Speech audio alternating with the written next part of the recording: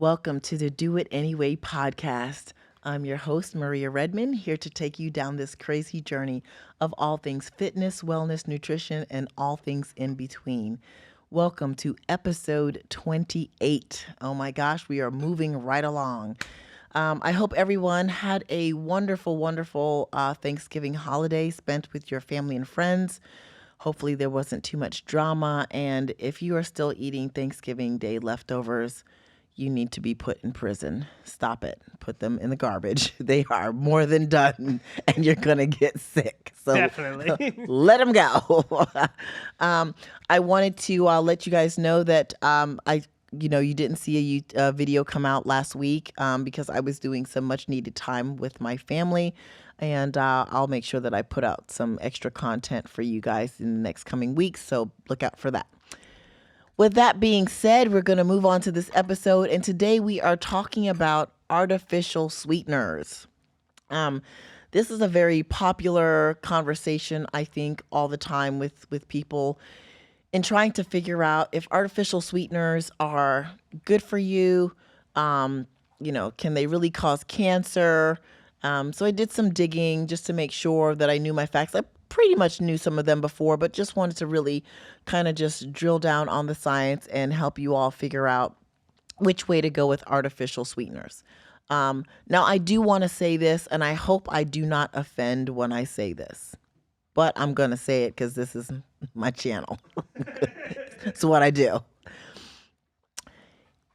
If you are a person that eats out at any type of restaurant, whether it be fast food or just, a very nice one, whatever, if you eat out, period, and you are 20 plus pounds overweight, but you say you're like a wellness warrior. And what I mean by wellness warrior, it's one of those people who don't eat this sugar or don't have this oil because it can kill you.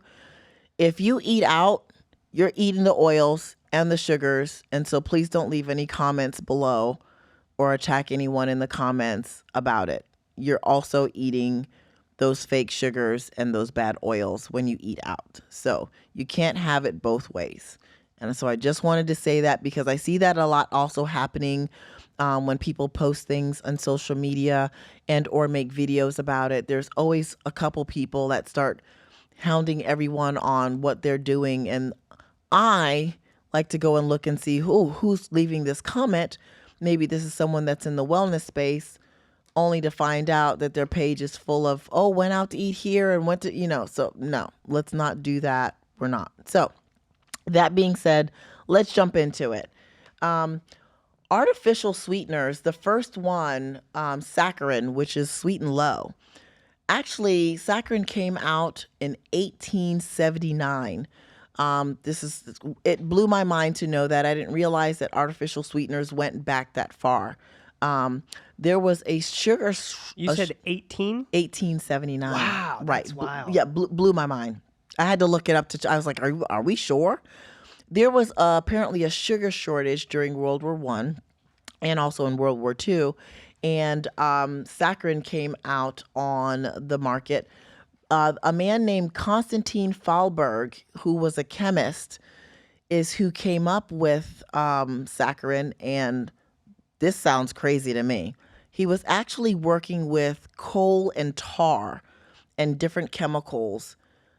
Whatever he was doing in this, experiment that he was working on, some of it landed on his hand. He decided to lick it and noticed that it was sweet. How wild is that? And thus, we have saccharin on the market. You're telling me that saccharin is from coal and tar? Well, they didn't really specify if it came from the coal or the tar or if whatever chemicals he was mixing with it created. They really didn't go. Wow, that's wild though. Regardless, those are right. You would think toxic. It's So Right. When I read that, I was like, okay. So sweet and low, maybe, Wow. And so, speaking of that, I was the same frame as you. I was like, wow, this is pretty toxic. No matter how you shake a stick at it, what the hell was he mixing with tar and coal? Nothing edible, clearly. And what made him decide to lick his hand? He's a bit psycho. But okay, that's science. So But I do have a story about sweet and low saccharin specifically that I want to share. And when I read this, it kind of made me like, I wonder. So my mom, for those of you who don't know, she passed in 2008 from Lou Gehrig's disease, or some of you know it as ALS.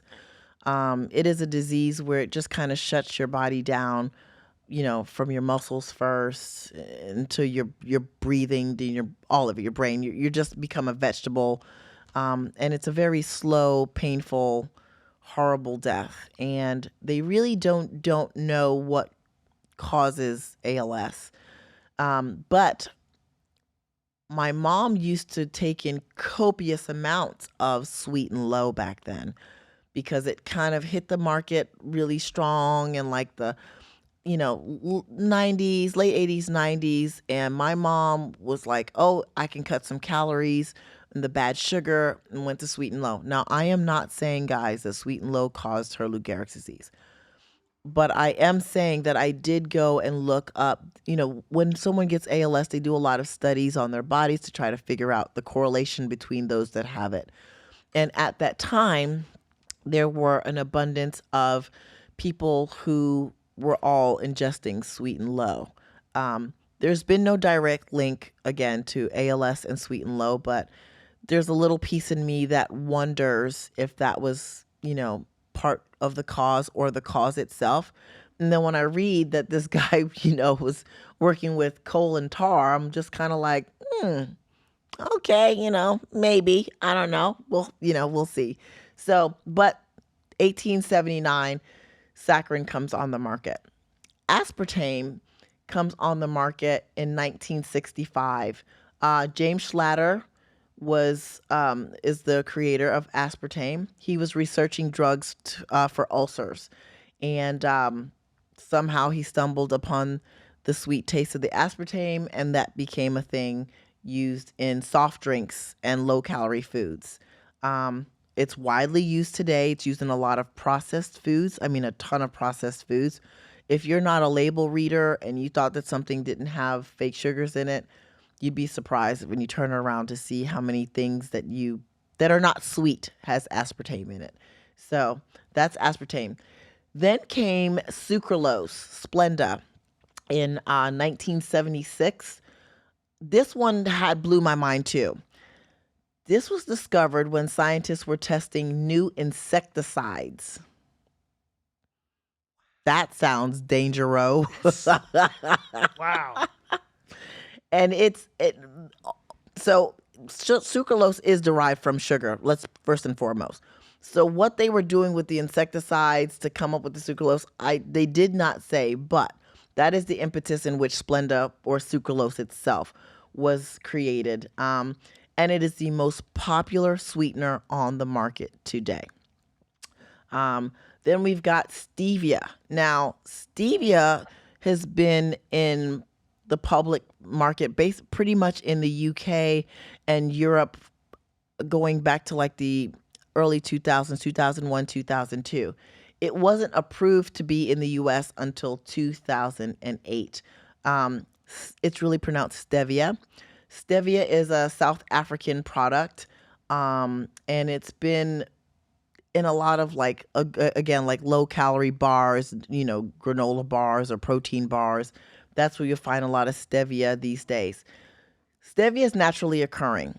The only thing about stevia is you never get it in its purest form, rarely anymore. They typically mix it with something like a dextrose or a sucralose, because it's pretty expensive. So I just kind of wanted to give you a little bit of just the background of a little bit of the history of how old some of these are, because in my mind, I thought that they were kind of newer. 1879 is a long time ago for artificial. Like, I didn't even think we would have had the technology. That's exactly what I was going to say. Yeah. I thought the whole point of artificial sugars was like once we figured out that, that sugar wasn't good for you. Exactly. That we would try to create. Right. Exactly. Right. It kind of, and it didn't work that way. It legitimately was spawned off of we're in a sugar shortage. We need to have another sugar derivative. That scares me though, because now, like,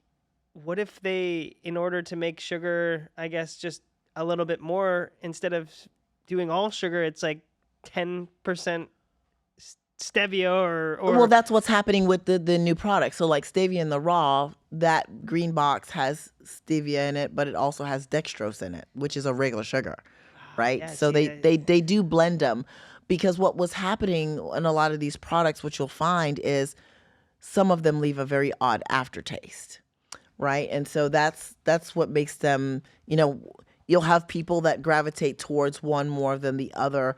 I tend to notice like the older group, baby boomers and older, love that sweet and low because that was their first initial hit of it. Then you have like my age bracket, Gen Xers. We are like Splenda, sucralose, like, kings and queens of that stuff. And then you've got the millennials and Gen Zs, millennials who love the newer version, monk fruit, which is another naturally occurring sweetener. It's got a very unique guanglo something is the appropriate name for it. But monk fruit is also now becoming very popular. Very expensive though, very very expensive. That comes out of Hawaii, and you find monk fruit a lot like in keto products, anything low carb, and so it's funny how like age brackets now differentiate like which false sugar you're gonna use. well, real quick, if you don't mind me asking this, how bad is regular sugar compare? Like, is it like, is almost regular sugar still better than? So that's kind of what I wanted to kind of dig into, like Oh, okay, try to all right. figure out, like, yeah, I was curious. Okay, so now what are the benefits, right? What are the benefits of all of these, low calories, no calorie sugars? Um, First of all, there's not sucrose. Saccharin is the one that has like 4 calories per gram, and everything else is very negligible on calories, so virtually 0 calories for the rest of them.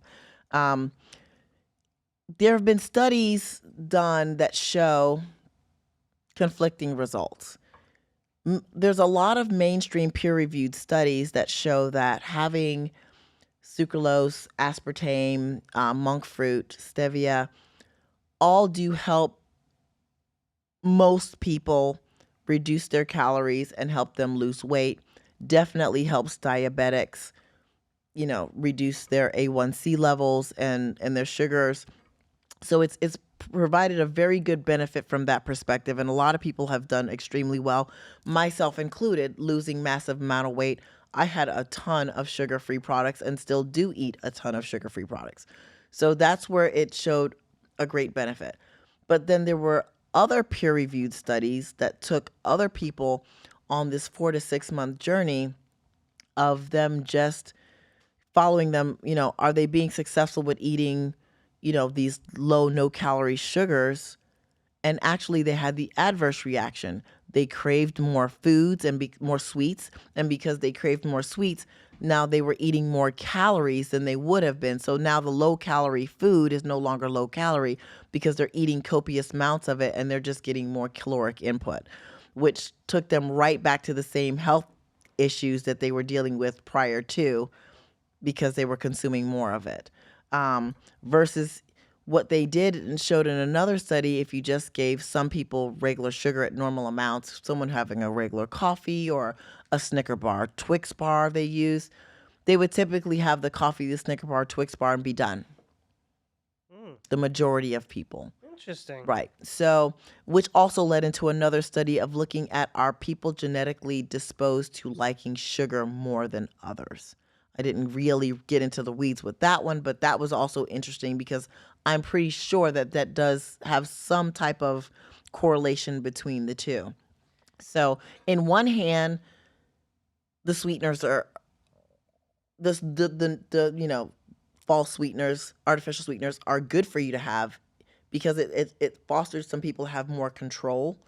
But then on the other hand, there was another group that just did not do well with it. What I would have liked to seen in those studies, because I was trying to find cross reference, was were all of the case study individuals in the same bracket, age, physicality, health, stats. That the studies didn't say that, and so I honestly think in that regard, the verdict will always still be out.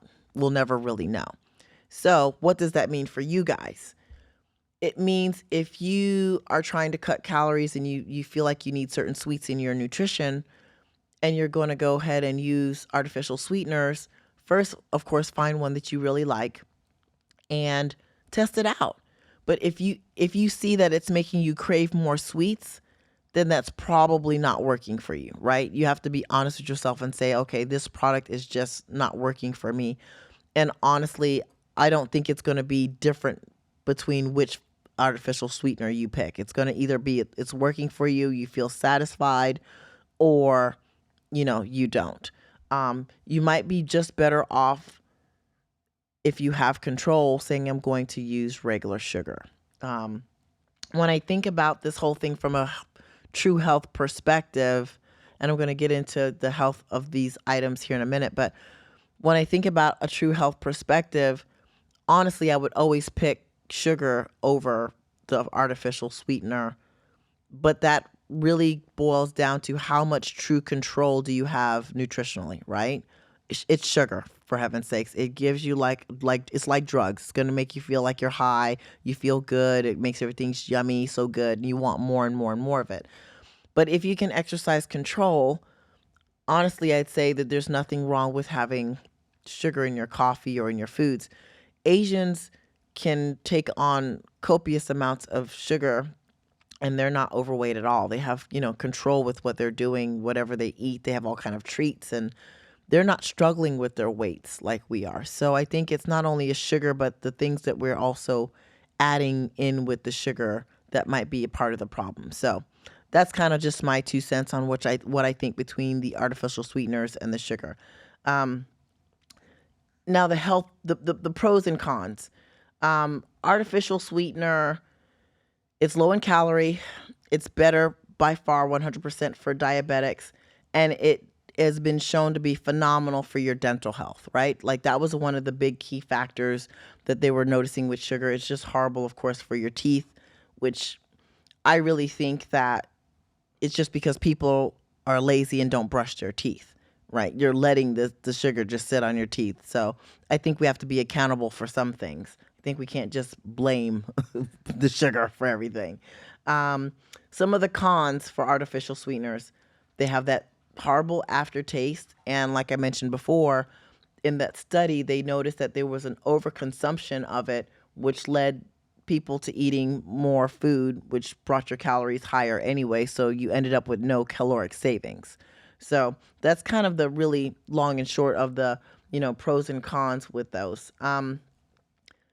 I wanted to get into really though, is it bad for you? Because I ebb and flow out of sugar-free products. And what I mean by that is there are weeks that I will have like all my G Hughes sauces and my sugar-free syrup. I drink a crap ton of Crystal Light type products every day, as a matter of fact.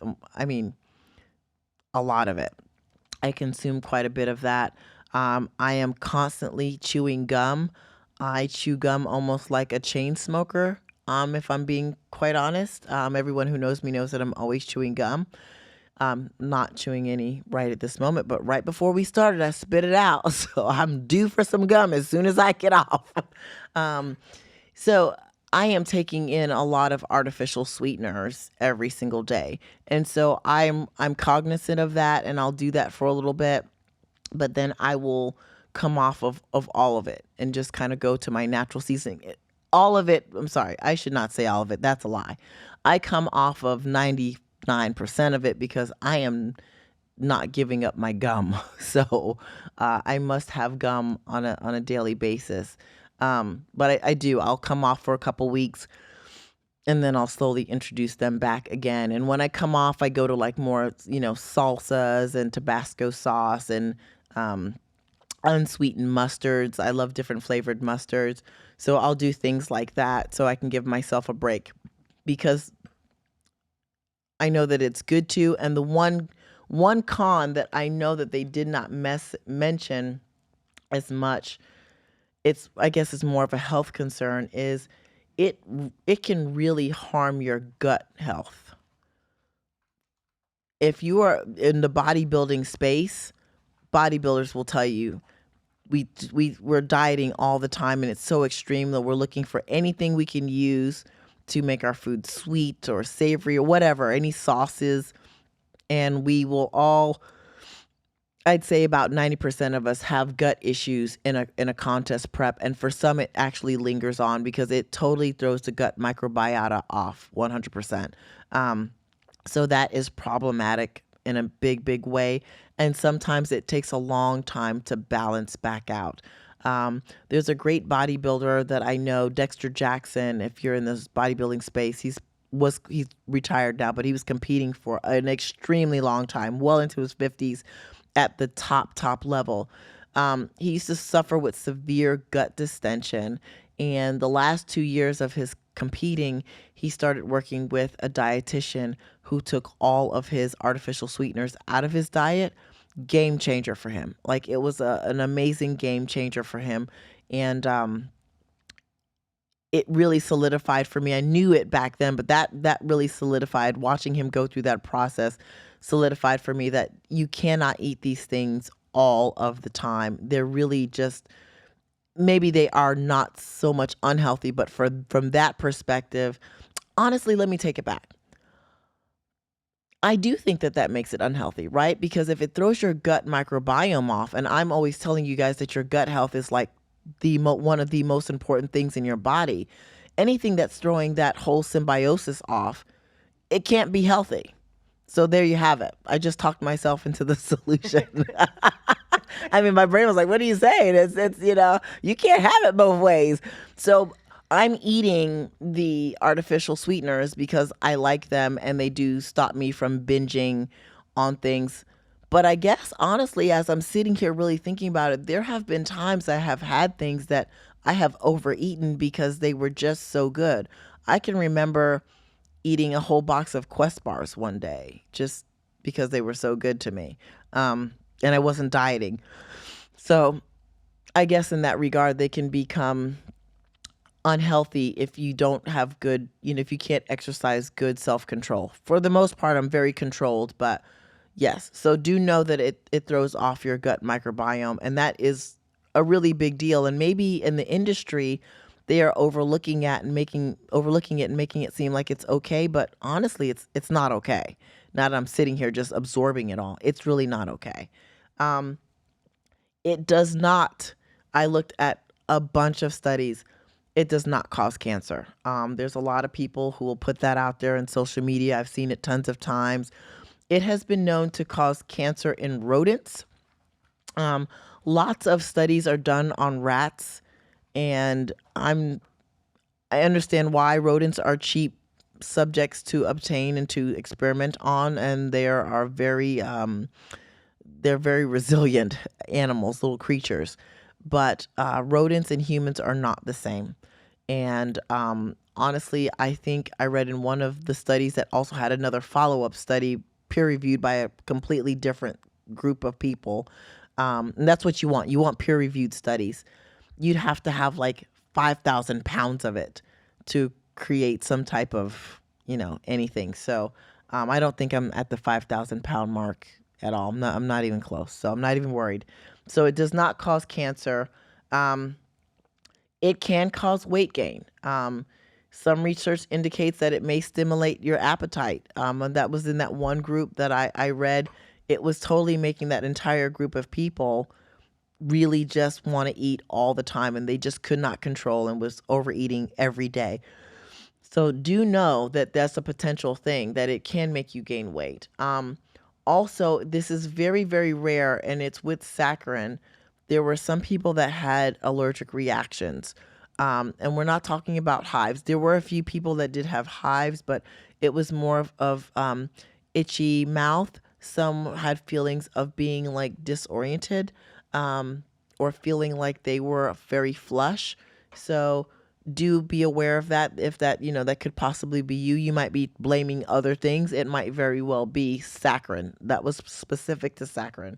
Um, all FDA approved artificial sweeteners have been deemed safe for human consumption with acceptable daily intake limits. And that's the point I want to point out. with acceptable intake of daily limits. I do believe that there's a lot of us, because it's sugar free, we all of us are trying to look for ways to fit that candy bar or cookie or whatever in, right? We're all trying to find the shortcut. And what I did learn from reading this is we've got to stop with the shortcuts, right? When I was growing up, I mean, we grew up poor, unfortunately, but having like a treat, first of all, they didn't come from stores. Very rare did we have like a treat from a store. When we had a treat, it was typically baked by my mom or my grandmother, and it had real sugar in it. And you only had a slice of it, but that treat only happened once or twice a month, and it was maybe a birthday, whatever. It was not very often. We live in a society now where most of us, I've listened, I've heard this, I have clients that say it all the time, will say, I can't go to bed unless I have something sweet. That is crazy if you really just break it down. We have forced ourselves into these boxes. And so now what this, what artificial sweeteners have done for us is given us the false illusion of I can have that cookie or that candy bar or whatever and get that sweet feeling and taste and enjoyability and be okay. But honestly, it's really at our own peril, right? Because now we know we're hurting our gut microbiome, and if it's already off, you're making it worse. Um, I, I, I'm going to be honest. I'm going to continue with my sugar-free things, but the more that I'm sitting here mulling this over, probably not really that great for us. Yeah, I'm starting to think like, this is really not as beneficial as we see it. Now, if it's going to stop you from eating a pack of Ho-Hos, by all means, find sugar-free Ho-Hos, I guess. I don't know. But it's definitely, yeah, it's very conflicting. It is making me feel conflicted as I sit here, because I have so many sugar-free products in my cupboards and in my refrigerator. Yeah, it's like a part of my grocery shopping list. And then I got to buy packets of the stuff for, everything else that I got to douse it on top of. So it it has its pros and cons in a major way, and I think that each and every one of us have to decide if it's going to be beneficial for us or not. Is basically where that comes from. Um, they did show some health benefits. For some people, it does help them with sugar dependency. It makes them not want sugar, but then again, I have to ask the question, then do we become dependent on the artificial sweetener, right? So dependency is dependency. And if you feel like you can't go a day without having the cookie, that's the problem.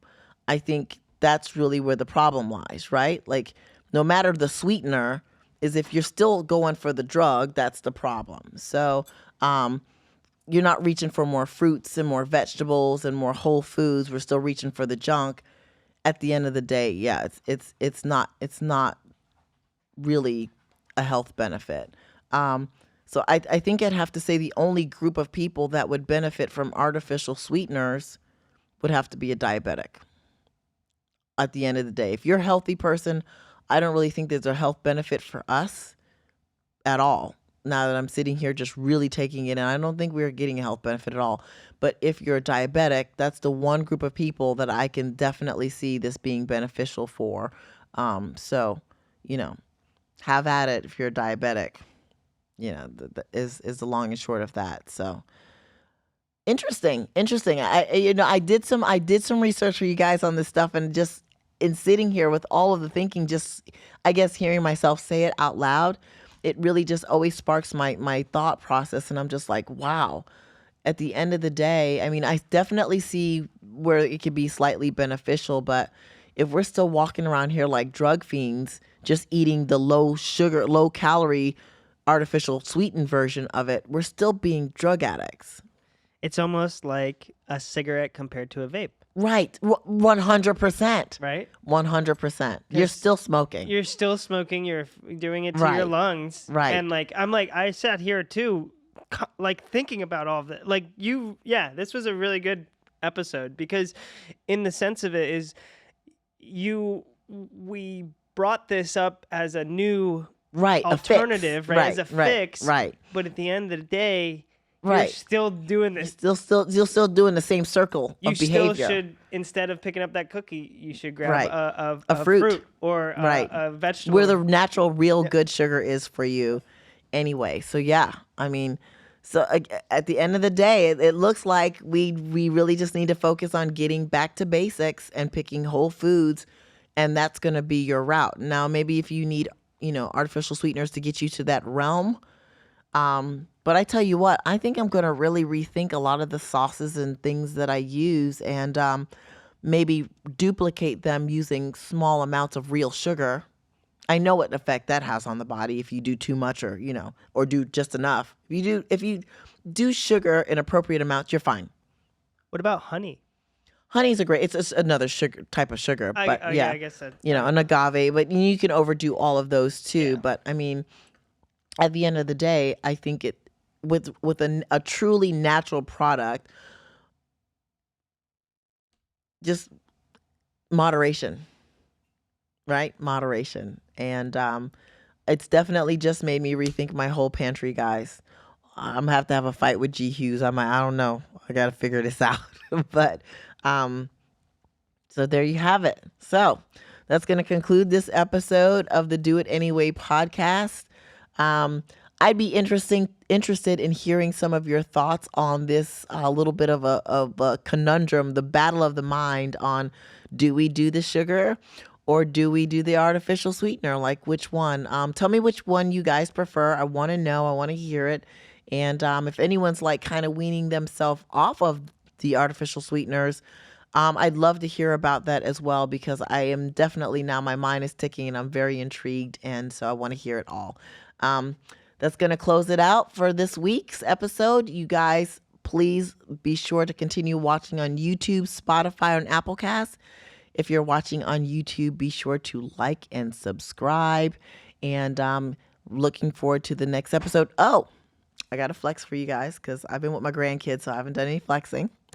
And I am also going to start adding workout videos to the YouTube channel, so be on the lookout for those. I'm going to put up my first one here shortly. With that, I will talk to you guys next week. Peace.